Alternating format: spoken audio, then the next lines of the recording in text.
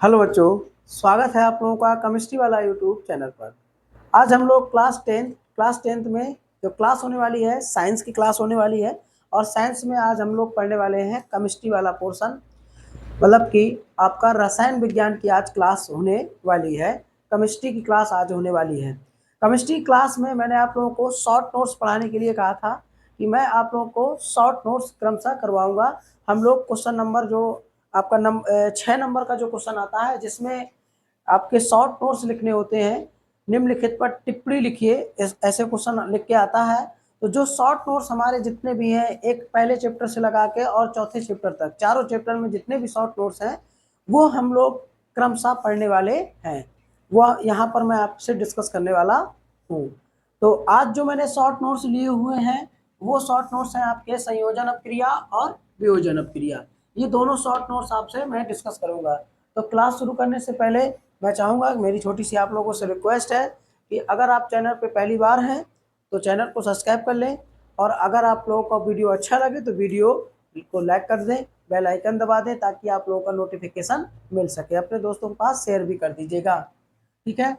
तो शुरू करता हूं मैं आज आपकी क्लास में पहला जो आप लोगों का शॉर्ट नोट्स होने वाला है वो संयोजन अपक्रिया है, दूसरा वियोजन अपक्रिया है। तो पहले हम लोग देखेंगे संयोजन अपक्रिया क्या है।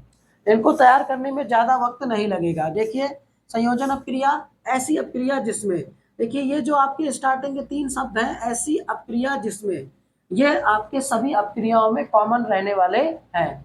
चाहे वो वियोजन अपक्रिया लिखिएगा, चाहे वो संयोजन अपक्रिया लिखिएगा, चाहे वो आप प्रतिस्थापन अपक्रिया लिखिएगा, चाहे वियोजन द्विविस्थापन अपक्रिया लिखिएगा, चाहे ऑक्सीकरण अपक्रिया लिखिएगा, चाहे अपचयन अपक्रिया लिखिएगा, चाहे रिडॉक्स अपक्रिया लिखिएगा, जो भी आप लोग अपक्रिया लिखेंगे, ये आपके 3 शब्द, स्टार्टिंग के 3 शब्द, ऐसी अपक्रिया जिसमें 2 या 2 से अधिक अभिकारक पदार्थ मिलकर एक उत्पाद बनाते हैं, संयोजन अपक्रिया कहलाती है।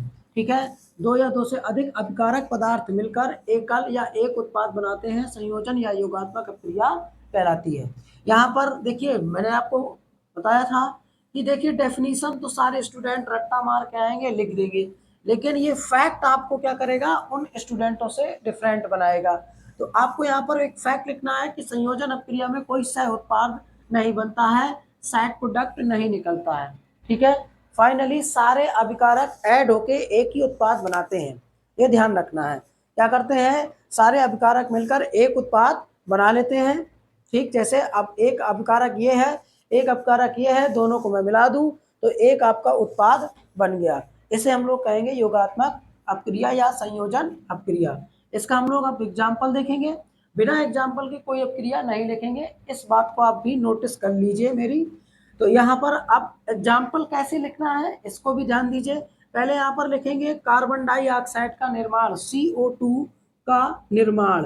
ठीक है, कार्बन डाइऑक्साइड का निर्माण। अब कार्बन डाइऑक्साइड का निर्माण या बनना, तो C+O2 इज इक्वल टू करके CO2, ये आपकी कार्बन डाइऑक्साइड गैस बन गई। यहाँ पर जो कार्बन है वो सॉलिड स्टेट में लिया जाएगा, मतलब ठोस अवस्था में, और ऑक्सीजन गैस, और ये आपका जो बनेगा ये भी गैस स्टेट में आपकी बन जाएगी, कार्बन डाइऑक्साइड का निर्माण। एक दूसरा एग्जाम्पल आप ले सकते हैं, दूसरा एग्जाम्पल आपका होगा बुझे चूना।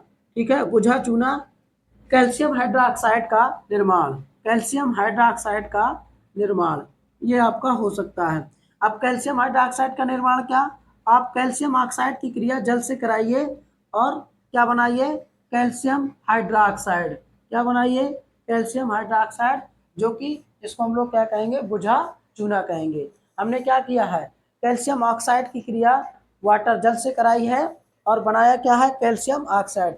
इन दोनों अपक्रियाओं में एक चीज देखोगे कि किसी भी में प्लस करके सह उत्पाद नहीं बना है, साइड प्रोडक्ट नहीं निकला है।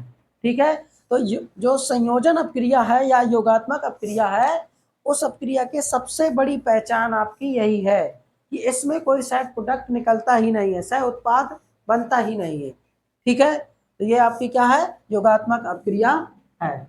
समझ गए आप लोग। अच्छा, इसमें अभिकारक पदार्थ क्या होते हैं और उत्पाद क्या होते हैं, इसको भी आप यहाँ पर थोड़ा सा समझ लीजिए। जब समझ ही रहे हैं सारी चीजें, तो देखिए अभिक्रिया में भाग लेने वाले पदार्थ या परमाणुओं की संख्या को, अपक्रिया में पार्टिसिपेट करने वाले। यहाँ पर इस अपक्रिया में कौन कौन सी चीजें पार्टिसिपेट कर रही हैं, देखिए कार्बन और ऑक्सीजन बन क्या रहा है, कार्बन डाइऑक्साइड। इसको नहीं अभी देखेंगे हम लोग, भाग लेने वाले आपके एक क्या, कार्बन और ऑक्सीजन। तो कार्बन और ऑक्सीजन ये आपके क्या होंगे, अभिकारक होंगे। ठीक है, वे पदार्थ जो अपक्रिया में भाग लेते हैं अभिकारक कहलाते हैं।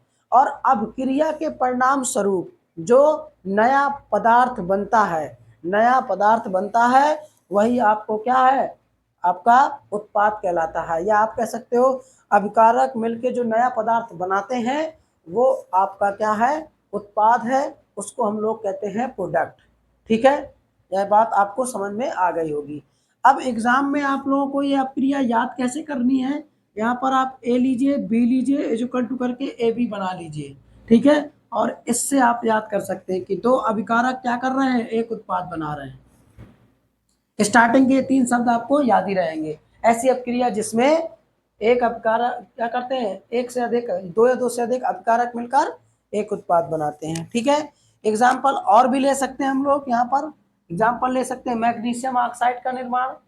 ठीक है, और आप लोगों का, और मैग्नीशियम ऑक्साइड का निर्माण ले सकते हैं, जल का निर्माण ले सकते हैं। ठीक है, तो एग्जाम्पल आपके और ले सकते हैं। पेपर में आपको कोई 2 एग्जाम्पल लिखना है, अगर वो शॉर्ट नोट्स लिखने को आया है तो। ठीक, इतना ही आपको लिखना है जैसे मैंने आपको लिखा हुआ है, समझ गए। अब हम लोग यहाँ पर देखेंगे दूसरा शॉर्ट नोट्स जो आपका क्या है, वियोजन अपक्रिया है। इसको मुझे वियोजन अपक्रिया या अपघटन अपक्रिया। तो देखिए वियोजन अपक्रिया, वही मैंने आपको बताया कि स्टार्टिंग के आपके वही 3 शब्द, ऐसी अपक्रिया जिसमें एक अभिकारक टूटकर छोटे छोटे सरल उत्पाद बनाता है। मतलब वियोजन अपक्रिया क्या है, जैसे आप क्या करिए, घर आप घर में कप उठाइए और मम्मी को सामने खड़ा करिए, कप को छोड़ दीजिए, ऊपर से छोड़ दीजिए, कप क्या होगा, टूट जाएगा। तो वियोजन या अपघटन मीन्स होता है टूटना। तो आप क्या होगा, यहाँ पर अभिकारक क्या होगा, दो छोटे छोटे सरल उत्पाद में क्या हो जाएगा, वियोजित हो जाएगा। तो ऐसी अपक्रिया जिसमें एक अभिकारक टूटकर वियोजित होकर अपघटित होकर छोटे छोटे सरल उत्पाद बनाता है, वियोजन अपक्रिया या अपघटन अपक्रिया कहलाती है। अब फैक्ट क्या लिख सकते हैं, फैक्ट हम लोग लिख सकते हैं वियोजन अपक्रिया संयोजन अपक्रिया के बिल्कुल अपोजिट होती है। देखिए संयोजन में क्या है, दो अभिकारक मिलकर एक उत्पाद बनाते हैं। वियोजन में क्या है, एक अभिकारक टूट कर दो उत्पाद बनाता है। ठीक है, तो ये आपकी वियोजन अपक्रिया है। अब यहाँ पर हम लोग एक चीज और देखेंगे, वियोजन अपक्रिया 3 प्रकार की होती है। ठीक है, नंबर 1 आपका ऊष्मीय वियोजन होता है, ऊष्मीय वियोजन। फिर आपका विद्युत विद्युत अपघटन, और एक आपका प्रकाश। ठीक है, देखिए कभी कभार ये लिखने को आ जाती हैं।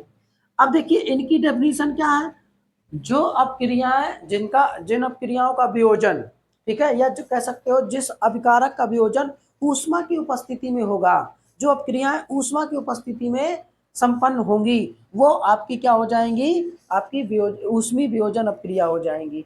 जो विद्युत की उपस्थिति में, जैसे कोई अभिकारक है जो विद्युत की उपस्थिति में क्या करेगा, टूटकर उत्पाद बनाएगा। ठीक है, इलेक्ट्रिक करंट, इलेक्ट्रिसिटी तो वो क्या करेगा आपका, वो अपक्रिया हो जाएंगी, विद्युत अपघटन हो जाएंगी। प्रकाश, सूर्य के प्रकाश की उपस्थिति में अगर अपघटन अपक्रिया होगी तो वो आपका प्रकाश अपघटन हो जाएगा। तो इनकी परिभाषा आप, अगर कॉन्सेप्ट ये क्लियर है तो आप बना सकते हो, ये कोई बड़ी बात नहीं है। और अगर आप इतना कॉन्सेप्ट नहीं क्लियर कर रहे हो तो फिर आपको दिक्कत है, पढ़ाई में थोड़ा सा फोकस करने की आवश्यकता है।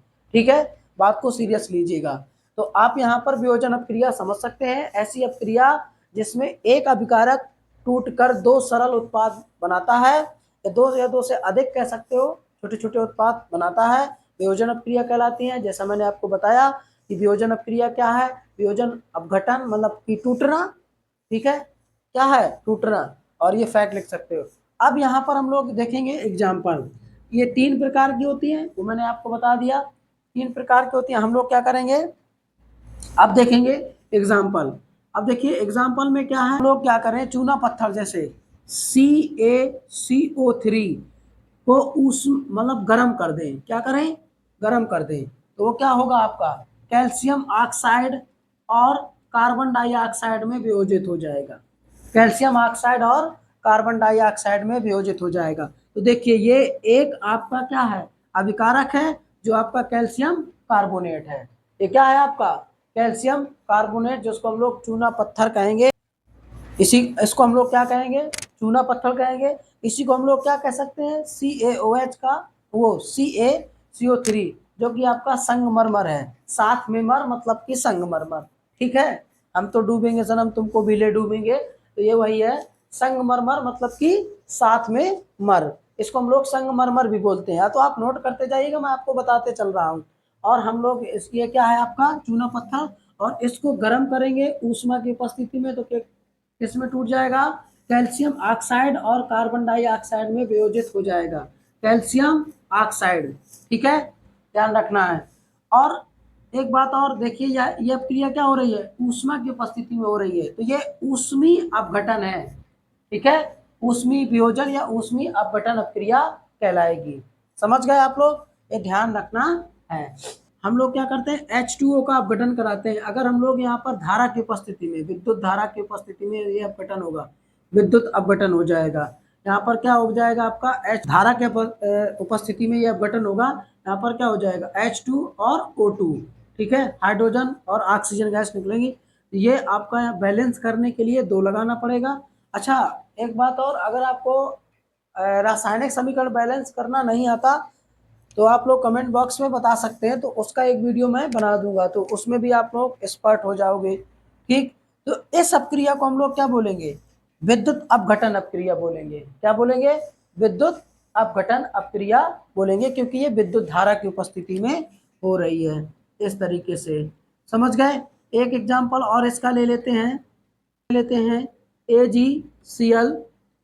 AgCl का ऊष्मीय मतलब वो सनलाइट की उपस्थिति में प्रकाश अपघटन। ठीक है, यहाँ पर क्या लिख देंगे हम लोग, प्रकाश अपघटन, प्रकाश की उपस्थिति में ये क्या होगा, Ag और Cl2 में टूट जाएगा। यहाँ पर हम लोग क्या करेंगे, 2 लगाएंगे, यहाँ पर भी 2 लगा देंगे, अपक्रिया बैलेंस हो जाएगी। ठीक है, तो देखिए जो अपक्रिया ऊष्मा की उपस्थिति में होती है उनको हम लोग ऊष्मीय वियोजन कहते हैं। जो अपक्रियाएं क्या कहती हैं आप लोगों की, विद्युत धारा की उपस्थिति में होती हैं, वो आपकी विद्युत अपघटन कहलाती हैं। और जो क्रिया प्रकाश की उपस्थिति में होती है, तो वो प्रकाश वियोजन या प्रकाश अपघटन अपक्रियाएं कहलाती हैं। और वियोजन अपक्रिया क्या है, जब एक अपकारक टूटकर छोटे छोटे 2 सरल उत्पाद बनाए, तो वियोजन अपक्रिया कहलाती है। ठीक है, स्टार्टिंग के 3 शब्द यही आपको लिखना पड़ेगा, ऐसी अपक्रिया जिसमें। अब देखिए एग्जाम्पल, जिस तरीके से मैं आपको बता रहा हूँ वैसे लिखिएगा थोड़ा सा नोट्स में। यहाँ पर लिखिएगा पहले कैल्शियम CaCO3 का अपघटन या ऊष्मीय अपघटन। यहाँ पर लिखिएगा H2O का अपघटन। ठीक है, यहाँ पर लिखिएगा AgCl का प्रकाशीय अपघटन। फिर अपक्रिया लिखिएगा, पहले वहां पर एक लाइन लिख दीजिएगा कि इसका आप अपघटन करा रहे हैं। तो ये 2 शॉर्ट नोट्स थे। आज के वीडियो में मैंने केवल 2 शॉर्ट नोट्स लिए हैं, कल आपके आगे शॉर्ट नोट्स में करवाने वाला हूँ। तो ये शॉर्ट नोट्स आपको कंटिन्यू मिलने वाले हैं। ठीक है, और मैं आपको जाते जाते बता दूं कि फिजिक्स के न्यूमेरिकल, लेंस टॉपिक के न्यूमेरिकल मैं करवा रहा हूँ। तो लेंस के बाद मैं अब शुरू करूंगा आप लोगों के विद्युत के न्यूमेरिकल, जो कि बहुत इंपॉर्टेंट होने वाले हैं। तो उनका भी आप लोग ध्यान से देखिएगा, और अपनी बोर्ड की तैयारी आप करते जाइए। 24 फरवरी से आप लोगों के एग्ज़ाम शुरू है, तो आप लोग बेहतरीन मन लगा के पढ़िए ध्यान से, और वीडियो को जितना हो सके उतना शेयर करिए। अगर आपको वीडियो अच्छा लगे तो लाइक कर दीजिए, कमेंट बॉक्स में बताइए कोई अगर दिक्कत है। देखिए ये खुद दिमाग लगा के आपको थोड़ा सा समझना पड़ेगा। ठीक है, मैंने आपको कॉन्सेप्ट क्लियर करा दिया, इसके बाद इनकी डेफिनेशन आपको थोड़ा सा खुद लिखनी पड़ेगी। ठीक, अगर आप स्वयं अपनी लैंग्वेज में लिखोगे तो आपको ज़्यादा टाइम तक याद रहेगा, भूलेगा नहीं। ठीक है, अगर आपको एक बार कॉन्सेप्ट क्लियर हो गया तो कोई दिक्कत नहीं होने वाली है। तो आज का वीडियो यहीं पर समाप्त करते हैं, और अगर आपको वीडियो अच्छा लगे तो वीडियो को लाइक करके जाइए। चैनल पे अगर पहली बार हैं तो चैनल को सब्सक्राइब कर लीजिए, बेल आइकन दबा दीजिए, ताकि आप लोगों को नोटिफिकेशन मिल सके। बहुत बहुत धन्यवाद।